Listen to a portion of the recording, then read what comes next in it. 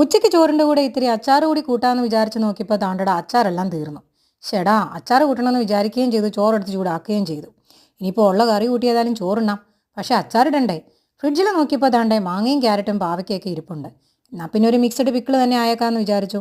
പിന്നെ ഒന്നും നോക്കിയില്ല. പെട്ടെന്ന് അതെല്ലാം കൂടെ കട്ട് ചെയ്ത് ചീനച്ചട്ടിയിൽ ഒരു അരക്കപ്പ് നല്ലെണ്ണ ഒഴിച്ച് ചൂടായ ശേഷം ഉലുവയും കടുകും പൊട്ടി വന്നപ്പോൾ അരക്കപ്പ് ഇഞ്ചിയും വെളുത്തുള്ളിയും 4 പച്ചമുളക് കീറിയതും 2 വറ്റൽമുളകും കൂടി ചേർത്തങ്ങ് വഴറ്റി.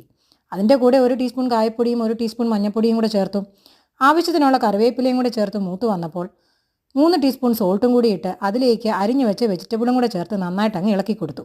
ഈ വെജിറ്റബിൾ പകുതി വേവിൽ തന്നെ നിർത്തണം. ഒരു 8 മിനിറ്റ് ചെറിയ തീയിൽ അടച്ചു വെച്ച് വേവിച്ചിട്ട് ഒരു അര കപ്പ് വിനാഗിരി കൂടി ചേർത്ത് മിക്സ് ചെയ്ത് ഫ്ലെയിം അങ്ങ് ഓഫ് ചെയ്ത് വെച്ചു. നന്നായി തണുത്തതിന് ശേഷം ഒരു ക്ലീൻ ആൻഡ് സ്റ്റെറിലൈസ്ഡ് ആയിട്ടുള്ള ജാറിലേക്ക് ഇത് മാറ്റി സൂക്ഷിക്കാം.